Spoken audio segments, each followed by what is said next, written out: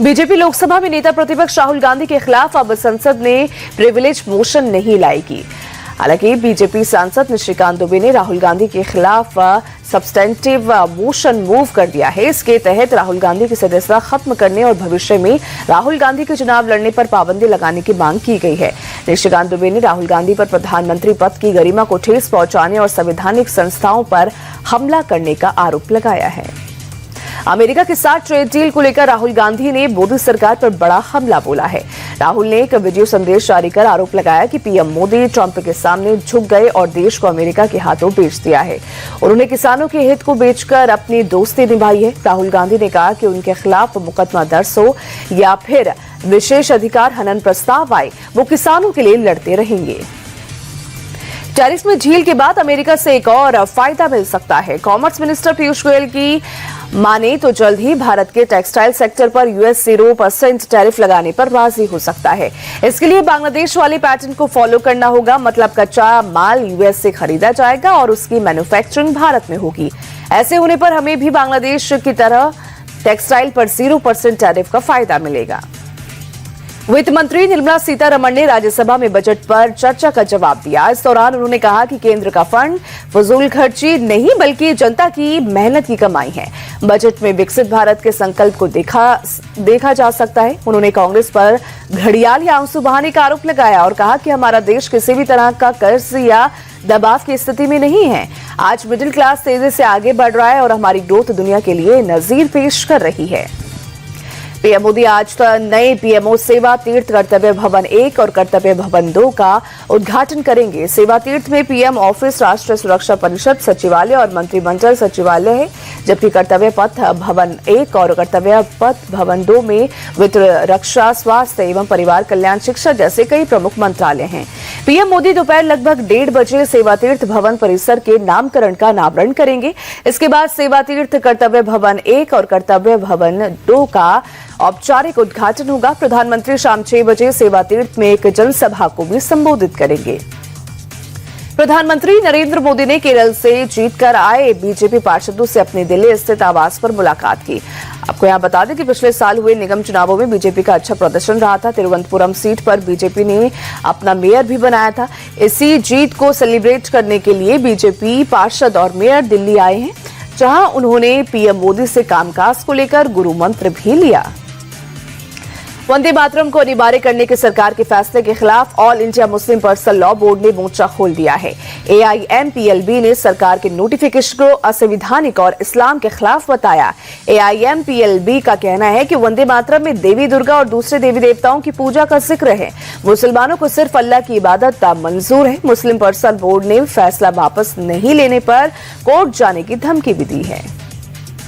कर्नाटक के बीजेपी विधायक बी बसवराज को बेंगलुरु एयरपोर्ट से पुलिस ने गिरफ्तार कर लिया गया। बी बसवराज पर मर्डर का आरोप है। 40 साल के real estate agent Shiv Prakash की 15 जुलाई 2025 में हत्या हुई थी। शिव प्रकाश के परिजनों ने बीजेपी विधायक पर हत्या का आरोप लगाया था।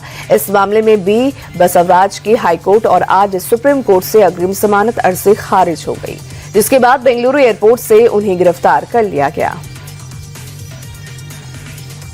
दक्षिण मुंबई में गेटवे ऑफ इंडिया के सामने नेवल डॉकयार्ड की एक इमारत में बीती रात भीषण आग लग गई। अधिकारियों के मुताबिक रात करीब 10:15 बजे डॉकयार्ड के अंदर सर्वे यार्ड भवन में आग लगी। कच्चा भंडार के तौर पर इस्तेमाल की जाने वाली इमारत से उठती आग की लपटों और धुएं के गुबार की वजह से पूरे इलाके में भगदड़ मच गई। मौके पर पहुंची फायर ब्रिगेड की टीम ने आग पर तुरंत ही काबू पा लिया। अभी तक किसी के हताहत होने की खबर नहीं है। आग के कारणों की जांच की जा रही है।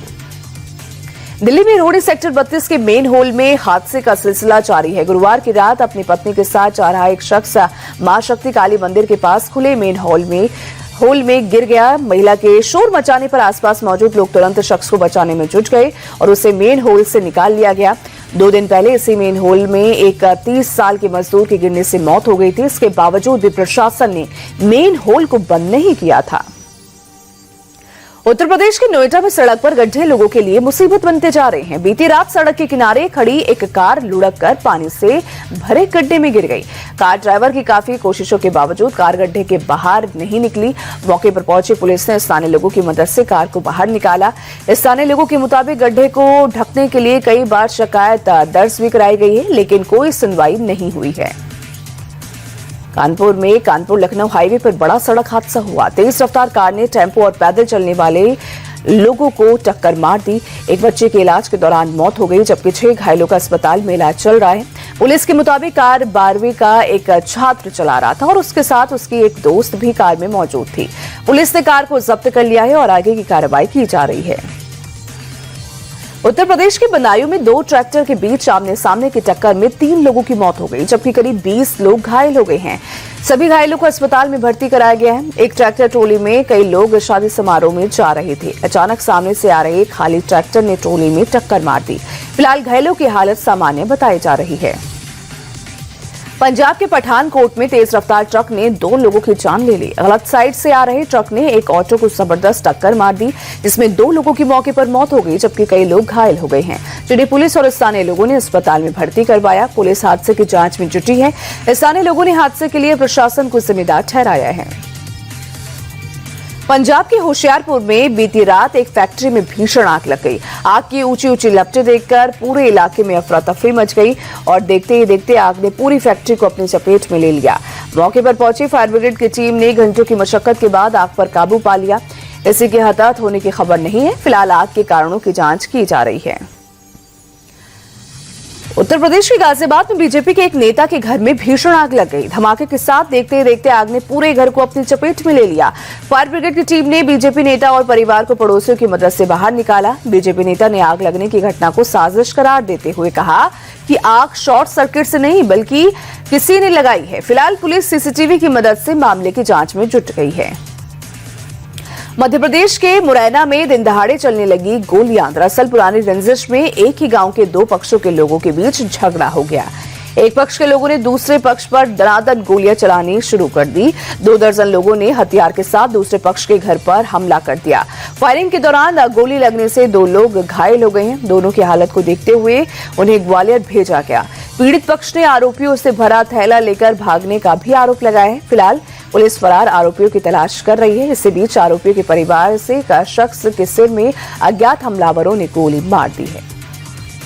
मध्य प्रदेश के इंदौर में एक कॉलेज में हंगामा हो गया। वैलेंटाइंस डे प्रोग्राम के दौरान एक हिंदू संगठन की कार्यकर्ता लाठी डंडा लेकर कॉलेज में पहुंचे। कार्यकर्ताओं ने कार्यक्रम स्थल पर जमकर तोड़फोड़ की। संगठन ने कार्यक्रम के आयोजन को बंद करने को कहा था। कॉलेज में तोड़फोड़ के दौरान अफरा तफरी मच गई। मौके पर पहुंची पुलिस ने हालात को काबू में किया। पुलिस के मुताबिक कॉलेज प्रशासन ने कार्यक्रम को लेकर कोई अनुमति नहीं ली थी। फिलहाल पुलिस सीसीटीवी के जरिए प्रदर्शनकारियों की पहचान करने में जुट गई है। उत्तर प्रदेश के मैनपुरी में एक शख्स नहर में अचानक कूद गया। युवक को बचाने के लिए नहर में एक मछुआरा भी कूद गया, लेकिन काफी देर तक बाहर नहीं निकला। मौके पर पहुंची पुलिस की टीम देर रात तक दोनों की तलाश में जुटी रही। एसडीआरएफ की 2 टीमों को युवकों की तलाश के लिए बुलाया गया। पुलिस के मुताबिक जल्द दोनों को निकाल लिया जाएगा। गाँव वालों के मुताबिक नहर में मगरमच्छ रहते हैं। गोताखोर के बाहर नहीं आने पर लोगों ने हंगामा कर लिया। ऐसे में पुलिस ने लोगों को समझा बुझाकर मामले को शांत कराया। बंगाल में चुनाव से पहले बम मिलने का सिलसिला थमने का नाम नहीं ले रहा। बांग्लादेश बॉर्डर से 170 किलोमीटर की दूरी पर स्थित मालदा से सनसनी मचा देने वाली खबर सामने आई। यहां एक बंद कमरे में पुलिस ने 10 जिंदा बम को बरामद किया। जानकारी मिलने के बाद सुरक्षा बलों ने बम को सुरक्षित जगह पर रिफ्यूज किया और पूरे इलाके की चौकसी बढ़ा दी है। राजस्थान के सीकर में बड़ा धमाका हो गया। गणेश्वर तीर्थ धाम पहुंचे 2 संदिग्ध युवकों ने सूटकेस को अचानक कुंड में फेंक दिया, जिसके बाद कुंड में ब्लास्ट हो गया। धमाके के डर से अंदर काम कर रहे मजदूर जान बचाने के लिए भागे। धमाका इतना जोरदार था कि इसके असर से कुंड में मौजूद पानी भी उछलने लगे और दीवारों पर निशान भी बन गए। गनीमत रही कि इस हादसे में कोई हताहत नहीं हुआ। फिलहाल पुलिस आरोपियों की तलाश कर रही है। अहमदाबाद प्लेन क्रैश मामले को लेकर कई अफवाहें सर्कुलेट हो रही हैं। सोशल मीडिया में ऐसी खबरें चल रही हैं कि प्लेन को पायलट ने जानबूझकर हादसे का शिकार बनाया, लेकिन AAIB ने मीडिया में चल रहे सभी दावों का खंडन कर दिया और कहा कि जांच पूरे होने तक किसी भी तरह का अनुमान लगाना गलत है। आपको यहां बता दें कि पिछले साल 12 जून को लंदन जा रहा प्लेन अहमदाबाद एयरपोर्ट से कुछ ही दूर पर क्रैश हो गया था। इसमें 200 से ज्यादा लोगों की जान चली गई थी। भारतीय सेना की ताकत में इजाफा होने जा रहा है। ऑपरेशन सिंदूर में जबरदस्त प्रदर्शन के बाद सेना के बेड़े में राफेल फाइटर जेट की संख्या बढ़ने वाली है। रक्षा मंत्रालय ने 114 नए राफेल जेट्स की खरीद को मंजूरी दे दी है। ये डील करीब 3.25 लाख करोड़ रुपए की होगी। अगले हफ्ते फ्रांस के राष्ट्रपति भारत आ रहे हैं। उनके दौरे पर डील को डन कर दिया जाएगा।